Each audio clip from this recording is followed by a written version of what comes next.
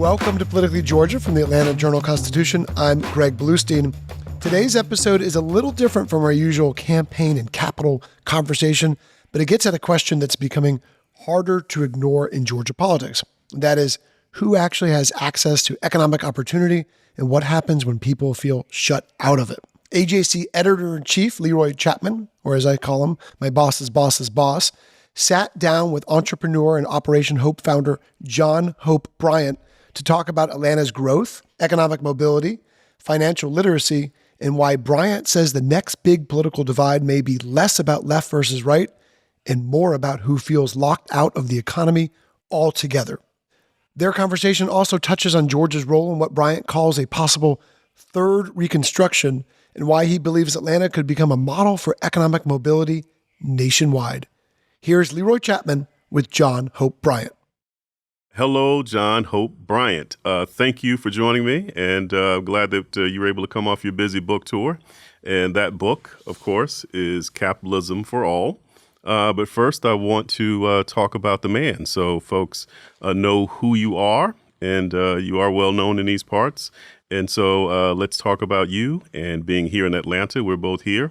Either you flew here or you grew here. Both of us came to Atlanta. And it looks like we're both living out our dreams. So talk a little bit about your journey here to Atlanta. I am here because of Andrew Young, Ambassador Andrew J. Young, who I consider to be the modern version of Nelson Mandela. I mean, nobody in the world has that kind of street cred or capital credibility. He connects with everybody and relates to everybody, and has 150 honorary degrees. and it's just the most humble genius you'll ever meet, who built largely the international city that we know of and live in today, which is the 10th largest economy in the United States, an economy the size of Singapore, 580 billion. He encouraged me to move to Atlanta in 2009. And I'm so glad I took his advice. I like Atlanta because people are nice for no economic reason. They're just nice. It's a small town surrounded by tall buildings. There's a southern charm to it, but an urban sophistication. There's a decency that's still here, even though it's a bustling economy and a growing culture. And there's something for everybody here, with a high degree of inclusion. And it is proof point for this book, Capitalism for All, that you actually can have it all. You can have all political persuasions. You can have Republicans right next to Democrats. You can have white right next to black. You can have the struggling and the poor right next to the aspiring and the uber rich and wealthy. And everybody's sort of getting along. And I just think that, and you can be in a city that's, you can reach 88% of America with a 2.5-hour plane flight, which is literally true. So I just love the city, and I love being here, and our mayor's fantastic, Andre Dickens. I mean, there's nothing perfect. We have our problems here, but it really is a model city. Not only in America, I think it's a model in the world. And I've been to 100 countries, so I can say that with some validation. Where Shatra and I, my wife and I, are honored to call Greater Atlanta home. We have a place in North Fayetteville, which, as you know, was a slave state, a slave county. Mm-hmm. And I joke that we've got 40 acres and a Sprinter van. It is, as you've said about Atlanta, a place that has enormous opportunity. It's a place that keeps me here too, because of not only that enormous opportunity for me personally, but my children. And I do believe that Atlanta has not reached its potential. For all the extraordinary things that have happened, there's still potential left. And you're right, Atlanta has its own problems too. And one of its problems is, just social mobility. So as a journalist, it's one of the things that I care deeply about, because it really is about making sure that the city takes care of the least among us, but also too, how that enormous potential that exists out here, the ladders of opportunity. And so you speak about this in this book, and I'm gonna read some of your words. You say here, John, that a society without the possibility of economic mobility risks becoming brittle. That if people believe their future is fixed regardless of effort, trust in both markets and democracy erodes. Feels like that's speaking to the moment of right now. So talk a little bit about where the solutions might lie. The answer is pretty simple. The city was so successful in the first Reconstruction, which was really ending the Civil War. It was a Battle of Atlanta. And one could argue that Lincoln won the Civil War because of the Battle of Atlanta. But like it was a couple weeks later, he won the election. And it was the end of the Civil War. That sort of then set up for the social justice moment of the second Reconstruction, the civil rights movement. And of course, as we all know, the leader of that, Dr. King, and my mentor, Andrew Young, lived here in Atlanta. Mm-hmm. It was effectively headquartered in Atlanta. The success of the second Reconstruction, which is being challenged now in courts, et cetera, but it's a separate conversation. The success of that was so enormous and so overwhelming that, and had such legs, if you will, that it went well beyond Dr. King's life. And we're still feeling the effects of that to this day. I mean, I think 70 years after his passing, almost. We're still living in a world that civil rights and social justice built, the second Reconstruction. And so what you focus on grows, and what you ignore withers and dies. Ambassador Young has a great quote: "To live in a system of free enterprise and not to understand the rules of free enterprise must be the very definition of slavery." So it's what we don't know that we don't know, but we think we know. So we were focused on civil rights and social justice. We thought we won. We won. No. We didn't win. Somebody won it for us. Protections, set-aside contracts, affirmative action. If someone wants to talk about DEIs, which I believe was designed incorrectly, by the way, women's rights, housing rights, right to vote, access rights. These were all required the executive branch, the judicial and legislative branch to do the right thing at the federal level. Those hard-earned successes were won for us, with people sitting in lunch counters and in picket lines and protesting and giving up their lives and in some cases paying with their lives. They won it for us. We thought we won. So you have this middle class that emerged, educated through the HBCUs here, empowered through the dignity of the civil rights movement, placed in position of authority, and we thought we were cashing the check now.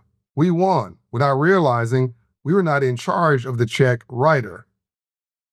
And if the check writer ever changes their view on us, or those who created the infrastructure of justice and fairness from a legislative perspective, or a judicial perspective, or an executive branch perspective, if that wind ever turned against us, we're completely subject to those whims. And part of the point that I make in this book is that the only problem with what's happened is that it's unfinished work. It's that capitalism hasn't failed, it's unfinished. That our work for freedom has not failed, it's unfinished. It's an unfinished narrative. We didn't go from the streets to the suites.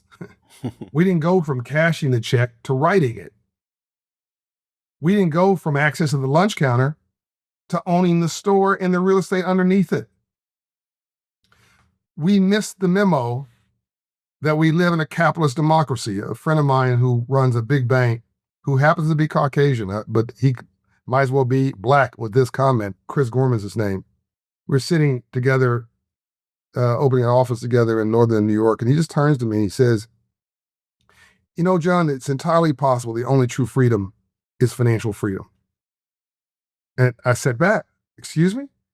He said, "Just dawned on me. This is a couple of years ago now. Mm-hmm. Your civil rights can be taken from you. Your religious rights can be taken away from you. Your ability to socialize can be taken away from you. Your voting rights can be taken away from you." He just went down the list. Mm-hmm. But once you have financial freedom, that can't be taken away from you. You've got to screw that up yourself. And I think he's right. And that's the one bridge we didn't cross with intentionality. And even if somebody's listening to this and says, well, I don't down with this capitalism stuff as a solution that John proposes for this, what I call third Reconstruction, I want socialism. By the way, these are mostly highly educated white children calling for socialism. So I'm not making a racial comment. Mm-hmm.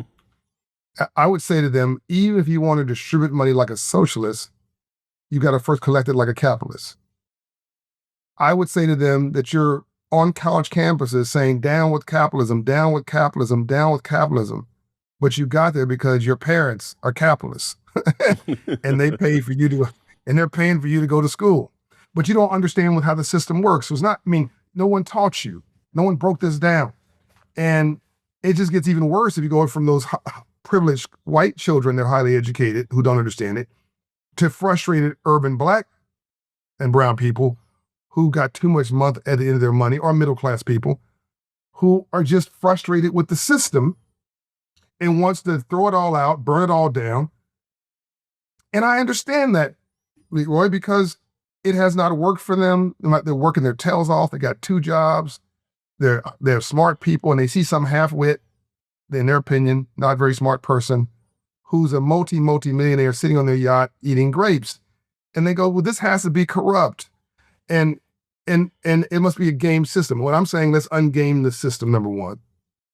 And number two, I'm saying, when you say you hate rich people, I'm saying, no, you don't. You hate rich people until you become rich. What you hate is a game system.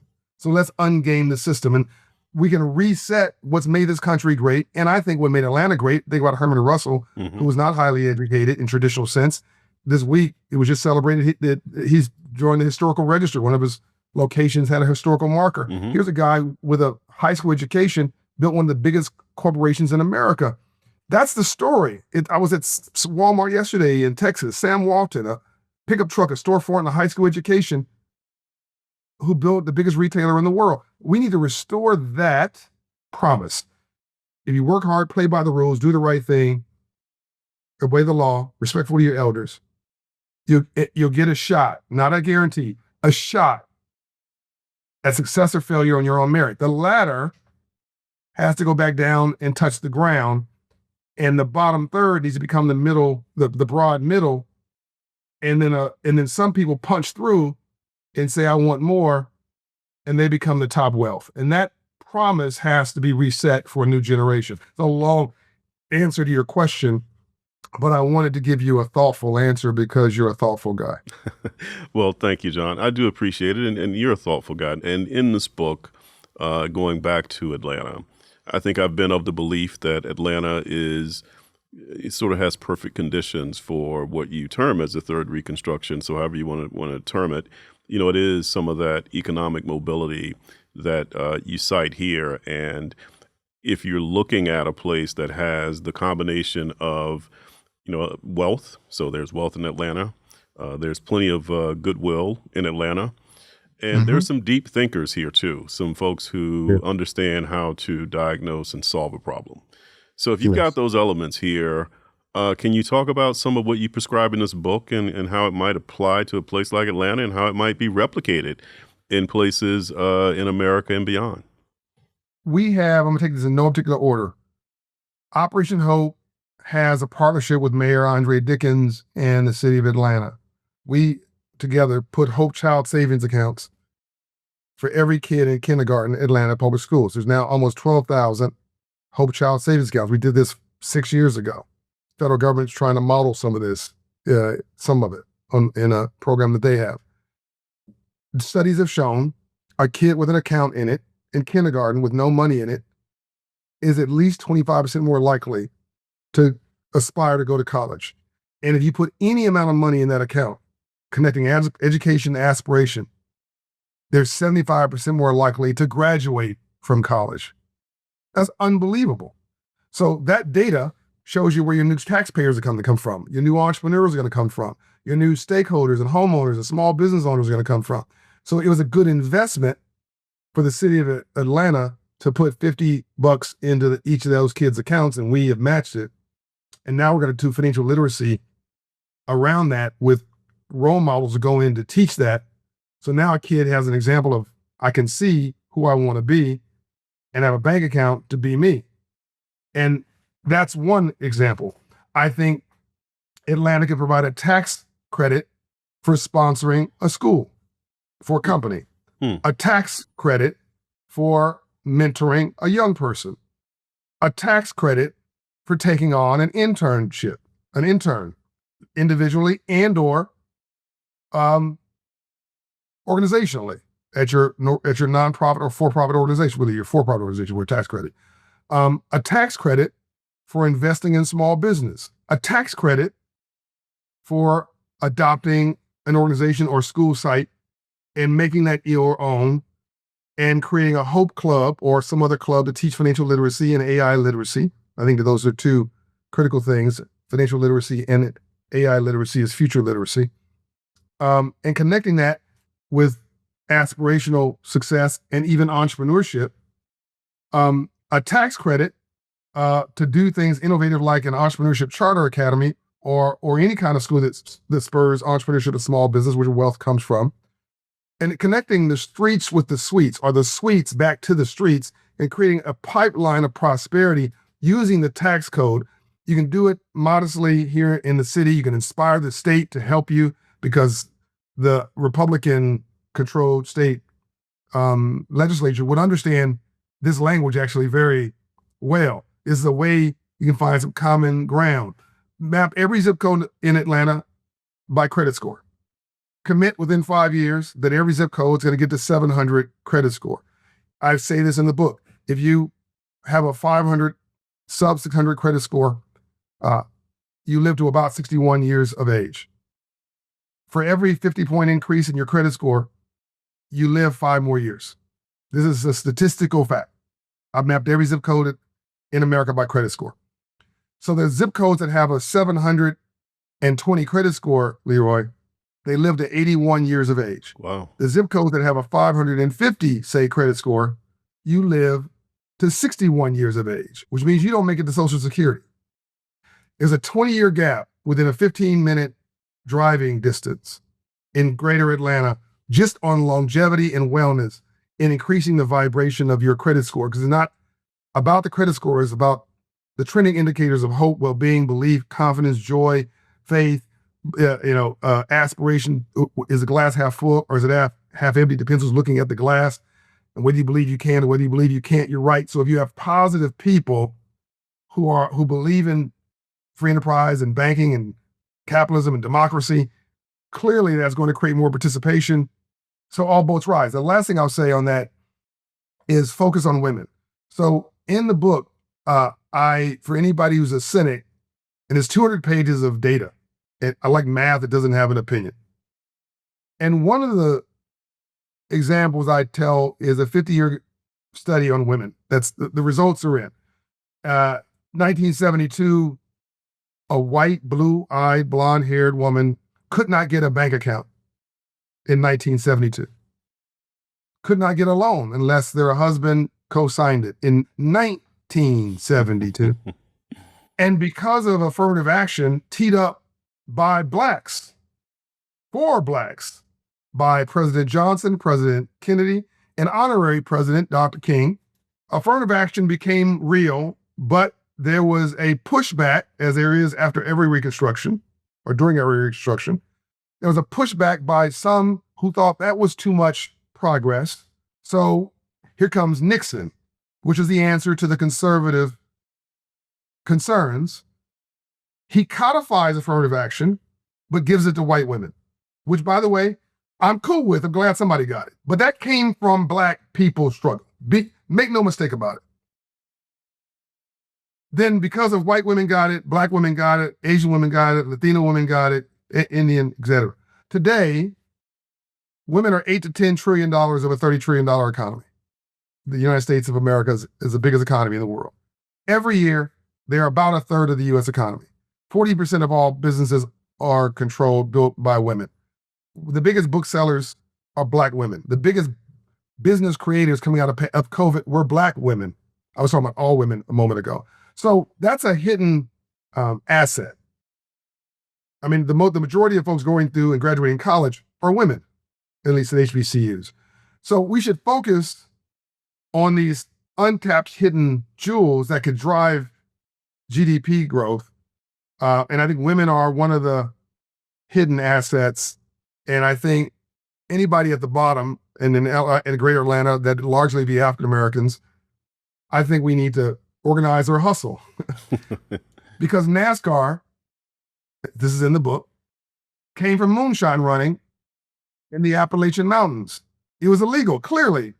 Not only running from the police, but running moonshine was illegal. So you got talent at the bottom of the pyramid.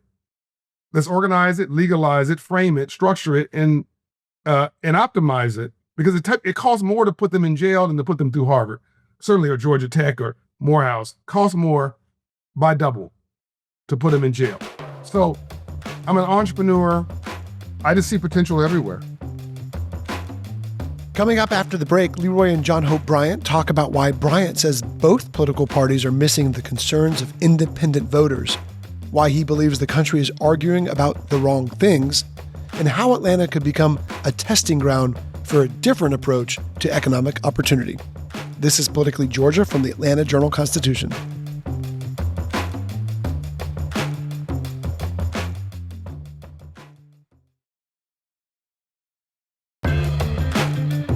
Welcome back to Politically Georgia from the Atlanta Journal-Constitution. I'm Greg Bluestein. Here again is Leroy Chapman with John Hope Bryant. We are in political season, so the book sort of addresses it too, about all the, every election cycle, all the talking points. Build back better, you cite, make America great again, America first, trickle down economics. I mean, we've lived through it. So what is it that the party system might be missing and our politics might be missing to, one, speak to it in ways that people can understand? And also, what is it about thinking outside the box of just taxation for, how do we get to affordability and opportunity? Yeah. So you cannot tax yourself out of a hole and into prosperity. Conversely, nothing is free. Somebody's got to pay for the roads, the police, the ambulances, the hospitals. This is not free. This is an investment. It's a false argument that no one should pay taxes. It's a stupid argument that the wealthy should pay. I mean, the wealthy is already paying, by the way, most of the taxes, including me. I benefit from this system. I think that there should be a taxation, moderate, on proceeds of capital gains pulled out in the form of a loan modestly, if it's for the purpose of lifestyle, right? Not reinvestment, lifestyle, against a asset that is designed to create wealth. Now, look, you cannot, I say this in the book, you cannot grow an economy bigger by making its population smaller. Now, I don't mention politics in this book. I don't mention a politician's name in this book. I don't mention the slogans. But what you get out of this book very clearly is a third way. That's what you get. It's not black or white, as in race, or red or blue, as in political persuasions. It's economic green, which is, by the way, it's always been economic green. Slavery was bad capitalism, right? Jim Crow was bad capitalism, right? But going to get our haircut, you and I getting our haircut, that's good capitalism. Going to a gas station, that's good capitalism. Going to a grocery store, that's good capitalism. So let's focus on good capitalism and good capitalists. So you cannot grow an economy if we're kicking out the people who are legally trying to grow the economy. People don't know this. 17.8% of the US GDP, $30 trillion, are immigrants. Something like 60% of all new account activity at the biggest banks in America are new to country immigrants. That's a surprising number. It's a shocking number. Yeah. Because all the stuff you've been told by people who are just trying to focus on me versus we, as in themselves versus us, is a lie. And anytime the client is disconnected from the entrepreneur or the producer, you're going to fail. When the education system does not see the client, the student, as connecting education with aspiration, their success as a result of it, then you fail. The kids check out.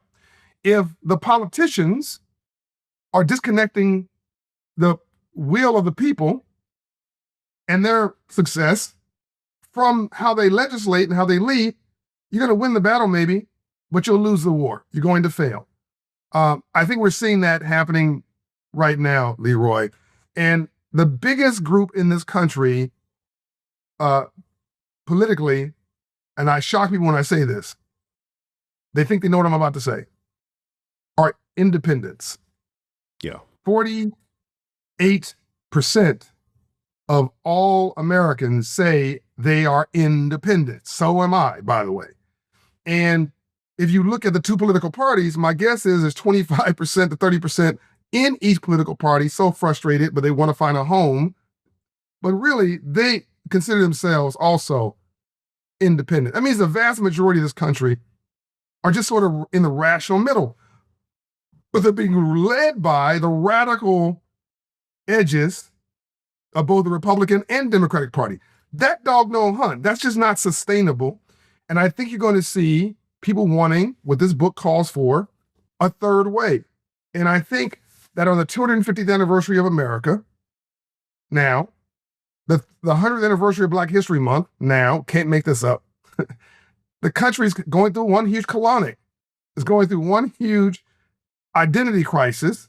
We're having a family fight, and we got to figure out who we want to be when we grow up. But as the book clearly states, we're arguing with the wrong people. Everybody wants to be an American but Americans. We keep up this drama, we're going to win, it's like rearranging the deck chairs on the Titanic. The ship is sinking and we're picking drapes. I'm trying to save the American dream. This is not a book, it's a calling.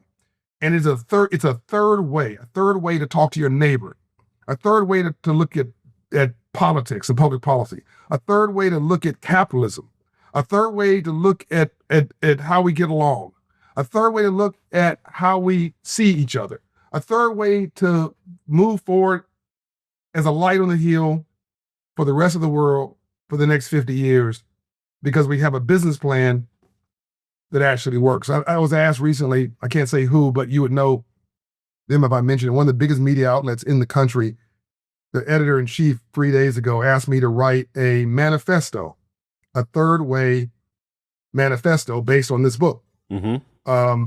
And none of this is political. I have no political aspirations whatsoever. But what he said was that 45 to 48% of independents, they need a voice. They need a 10-point what I'm standing for plan, right? Right. And I think by doing that, you force the two parties back into the middle. I'm really saying this is not a book. This is my modest attempt to save the greatest experiment in modern man and womankind, which is this place that we think is a country, that I think is an idea, called the United States of America, and to finish the noble work of Dr. Martin Luther King Jr. and Frederick Douglass and all the heroes and sheroes that pointed toward freedom here, and our ancestors who are looking at us and saying, please don't screw this up. Yeah. Number one, thanks for that. And, your book is timely.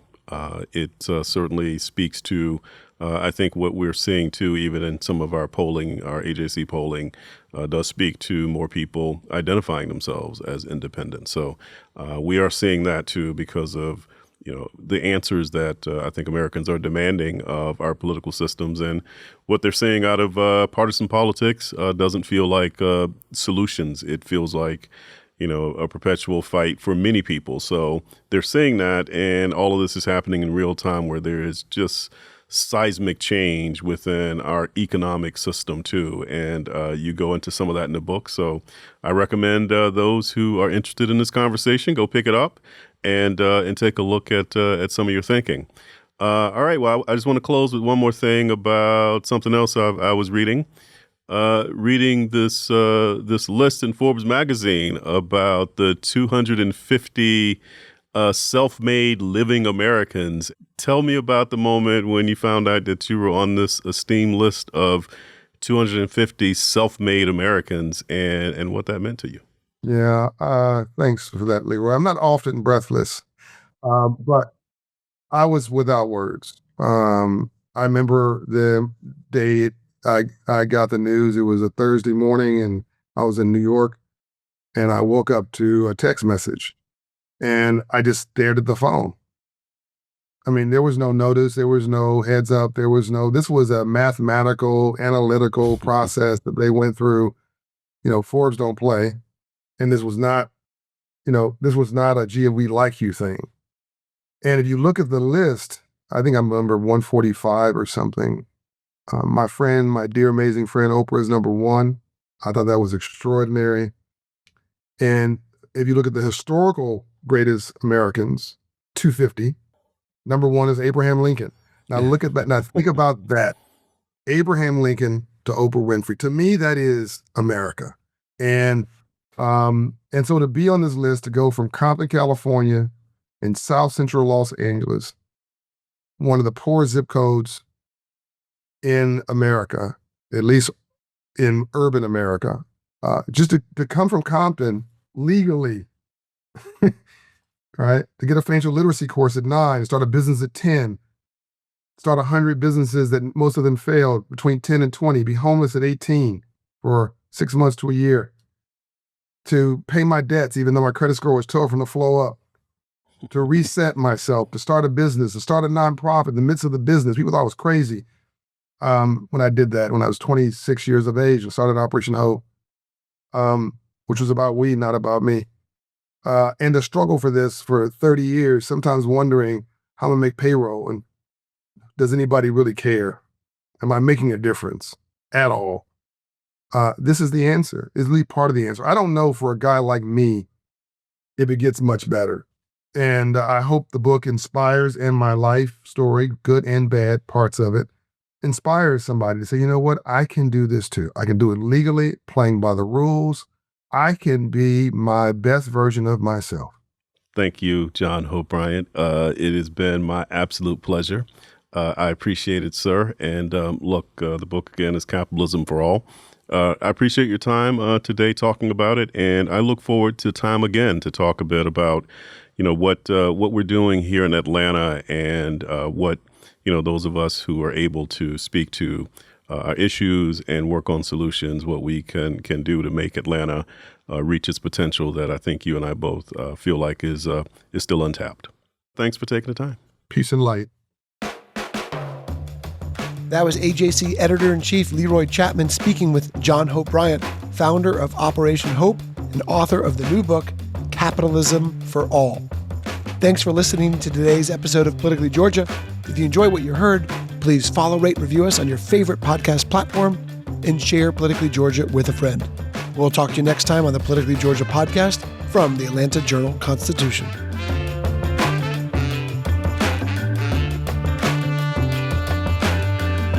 Thanks for listening to the Politically Georgia podcast. Our executive producer is Shane Backler. AJC's head of audio is Sam Stamler.